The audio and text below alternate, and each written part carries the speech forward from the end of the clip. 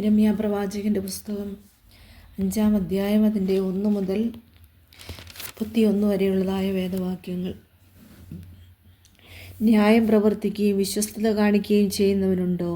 ഒരുത്തനെ കാണുമോ എന്ന് യെരൂശലേമിൻ്റെ വീഥികളിൽ ചുറ്റി നടന്ന് അന്വേഷിക്കുകയും അതിൻ്റെ വിശാല സ്ഥലങ്ങളിൽ തിരിഞ്ഞ് അറിയുകയും ചെയ്യുവീൻ. കണ്ടുവെങ്കിൽ ഞാൻ അതിനോട് ക്ഷമിക്കും. യഹോവയാണ് എന്ന് പറഞ്ഞാലും അവർ കപടമായിട്ടത്രേ സത്യം ചെയ്യുന്നത്. യഹോവയെ നിന്റെ കണ്ണ് വിശ്വസ്തതയല്ലയോ നോക്കുന്നത്? നീ അവരെ അടിച്ചു എങ്കിലും അവർ വേദനപ്പെട്ടില്ല. നീ അവരെ ക്ഷയിപ്പിച്ചു എങ്കിലും അവർക്ക് ബോധം കൈക്കൊള്ളുവാൻ മനസ്സിലായിരുന്നു. അവർ തങ്ങളുടെ മുഖം പാറയേക്കാൾ കടുപ്പമാക്കി. മടങ്ങി വരുവാൻ അവർക്ക് മനസ്സിലായിരുന്നു. അതുകൊണ്ട് ഇവർ അല്പന്മാർ, ബുദ്ധിഹീനർ തന്നെ. അവർ യഹോവയുടെ വഴിയും തങ്ങളുടെ ദൈവത്തിൻ്റെ ന്യായവും അറിയുന്നില്ല. ഞാൻ മഹാന്മാരുടെ അടുക്കൽ ചെന്ന് അവരോട് സംസാരിക്കും. അവർ യഹോവയുടെ വഴിയും തങ്ങളുടെ ദൈവത്തിൻ്റെ ന്യായവും അറിയുമെന്ന് പറഞ്ഞു. എന്നാൽ അവരും ഒരുപോലെ ഒരു നുകം തകർത്ത് കയറ് പൊട്ടിച്ച് കളഞ്ഞിരിക്കുന്നു. അതുകൊണ്ട് കാട്ടിൽ നിന്നൊരു സിംഹം വന്നവരെ കൊല്ലും. മരുപ്രദേശത്തിലെ ചെന്നായി അവരെ പിടിച്ചുകൊണ്ടുപോകും. പുള്ളിപ്പുലി അവരുടെ പട്ടണങ്ങൾക്കെതിരെ പതിയിരിക്കും. അവയിൽ നിന്ന് പുറപ്പെട്ടു വരുന്ന എല്ലാവരെയും പറിച്ചു കീറിക്കളയും. അവരുടെ അതിക്രമങ്ങൾ വളരെയല്ലോ, അവരുടെ പിന്മാറ്റങ്ങളും പെരുകിയിരിക്കുന്നു. ഞാൻ നിന്നോട് ക്ഷമിക്കുന്നത് എങ്ങനെ? നിന്റെ മക്കൾ എന്നെ ഉപേക്ഷിച്ചു ദൈവമല്ലാത്തവയെ ചൊല്ലി സത്യം ചെയ്തു വരുന്നു. ഞാൻ അവരെ പോഷിപ്പിച്ച സമയത്ത് അവർ വ്യഭിചാരം ചെയ്യുകയും വേശ്യഗ്രഹങ്ങളിൽ കൂട്ടമായി ചെല്ലുകയും ചെയ്തു. തീറ്റിത്തടിപ്പിച്ച കുതിരകളെ പോലെ അവർ മതിച്ചു നടന്ന് ഓരോരുത്തൻ താൻ്റെ കൂട്ടുകാരൻ്റെ ഭാര്യയെ നോക്കി ചിറാലിക്കുന്നു. ഇവ നിമിത്തം ഞാൻ സന്ദർശിക്കാതെ ഇരിക്കുമോ? ഇങ്ങനെയുള്ള ജാതിയോട് ഞാൻ പകരം ചെയ്യാതിരിക്കുമോ എന്ന് യഹോവയുടെ അരുളപ്പാട്. അതിൻ്റെ മതിലുകളിൽ മേൽ കയറി നശിപ്പിപ്പീൻ, എങ്കിലും മുടിച്ചു കളയരുത്. അതിൻ്റെ കൊമ്പുകളെ നീക്കിക്കളവീനവ യഹോവയ്ക്കുള്ളവയല്ലോ. ഇസ്രായേൽ ഗ്രഹവും യഹൂദാഗ്രഹവും എന്നോട് മഹാദ്രോഹം ചെയ്തിരിക്കുന്നുവെന്ന് യഹോവയുടെ അരുളപ്പാട്. അവർ യഹോവയെ നിഷേധിച്ച് പറഞ്ഞത്, അത് അവനെല്ലാം നമുക്ക് ദോഷം വരികയില്ല. നാം വാളോ ക്ഷാമമോ കാണുകയുമില്ല.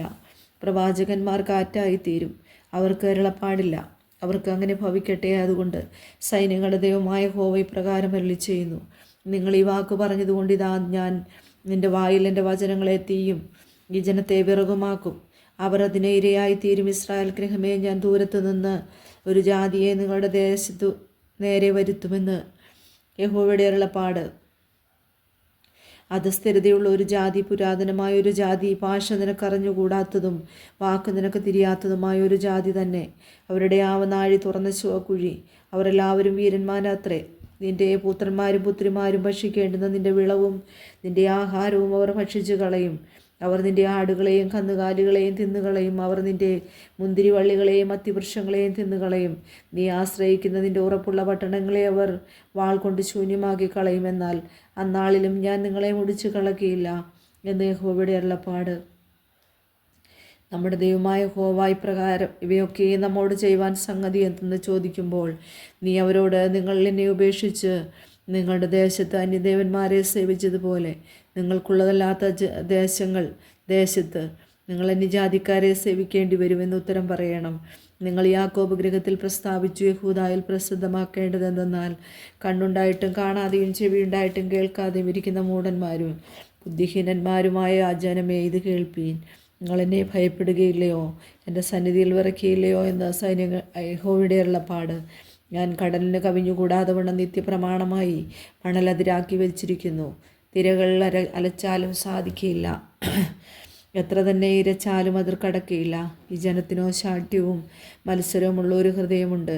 അവർ ശഠിച്ചു പോയി കളഞ്ഞിരിക്കുന്നു. മുൻമഴയും പിന്മഴയും ഇങ്ങനെ നമുക്ക് അതത് സമയത്ത് വേണ്ടുന്ന മഴ തരികയും കൊയ്ത്തിനുള്ള കാലാവധി പാലിച്ചു തരികയും ചെയ്യുന്ന നമ്മുടെ ദൈവമായ യഹോവയെ നാം ഭയപ്പെടുക എന്നവർ ഹൃദയത്തിൽ പറയുന്നതുമില്ല. ഇവ മാറിപ്പോകുവാൻ നിങ്ങളുടെ അകൃത്യങ്ങൾ അത്രയേ കാരണം. നിങ്ങളുടെ പാവങ്ങളാൽ ഈ നന്മയ്ക്ക് മുടക്കം വന്നിരിക്കുന്നു. എൻ്റെ ജനത്തിൻ്റെ ഇടയിൽ ദുഷ്ടന്മാരെ കാണുന്നു. അവർ വേടന്മാരെ പോലെ പതിയിരിക്കുന്നു. അവർ കുടുക്കുവെച്ച് മനുഷ്യരെ പിടിക്കുന്നു. കൂട്ടിൽ പക്ഷി നിറഞ്ഞിരിക്കുന്നത് പോലെ അവരുടെ വീട്ടിൽ വഞ്ചന നിറഞ്ഞിരിക്കുന്നു. അങ്ങനെ അവർ മഹാന്മാരും ധനവാന്മാരുമായി തീർന്നിരിക്കുന്നു. അവർ പുഷ്ടി വെച്ച് മിന്നുന്നു. ദുഷ്കാര്യങ്ങളിൽ അവർ കവിഞ്ഞിരിക്കുന്നു. അവർ അനാഥന്മാർക്ക് ഗുണം വരത്തക്കവണ്ണം അവരുടെ വ്യവഹാരം നടത്തുന്നില്ല. ദരിദ്രന്മാർക്ക് ന്യായപാലനം ചെയ്യുന്നതുമില്ല. ഇവ നിമിത്തം ഞാൻ സന്ദർശിക്കാതെ ഇരിക്കുമോ? ഇങ്ങനെയുള്ള ജാതിയോട് ഞാൻ പകരം ചെയ്യാതെ ഇരിക്കുമോ എന്ന് യഹോവയുടെ അരുളപ്പാട്. വിസ്മയവും ഭയങ്കരവുമായുള്ളത് ദേശത്ത് സംഭവിക്കുന്നു. പ്രവാചകന്മാർ വ്യാജമായി പ്രവചിക്കുന്നു, പുരോഹിതന്മാരും അവരോട് ഒരു കൈയായി നിന്ന് അധികാരം നടത്തുന്നു. എൻ്റെ ജനത്തിനോ അത് ഇഷ്ടമാകുന്നു, എന്നാൽ ഒടുക്കം നിങ്ങൾ എന്തു ചെയ്യും?